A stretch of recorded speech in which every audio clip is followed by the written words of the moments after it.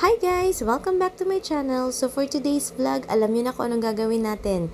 Magkakain tayo ngayon dito sa Mang Inasal. At ayan nga ang order ni Papa, ni Rain, ang pitcho at ang kanilang only rice. Pero si Rain Java rice. At ako naman, itong aking all-time favorite sa Mang Inasal na sisig bangus na may kasamang kalamansi at toyo. So ayan guys, tinutulungan na ni Papa si Rain na himayin ang kanyang manok dyan. At ako naman, ayoko naman guys ng only rice. Kaya single rice lang talaga ang in-order ko pag nasa Mang Inasal ako.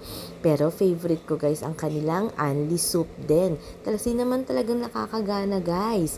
So ayan, alam nyo ba guys na before, lagi kaming apat na kumakain dito sa Mang Inasal. Kasama si Mama. Pero ngayon, tatatlo na lang kami. Kaya kailangan naming i-enjoy ang bawat moment na magkakasama kami.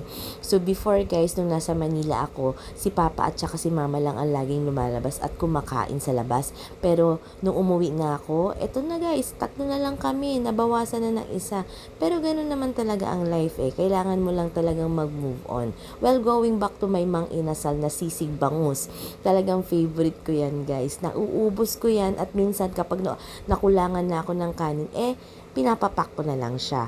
Actually, minsan nga nakikishare pa si Rain dyan sa pagkain ko ng sisig bangus. Kasi favorite nila talaga dyan, kundi yung chicken barbecue yung pitso o yung paa o legs ng manok. Ayan guys, sobrang sarap. Kain tayo guys. At talaga namang I'm sure mabubusog kayo.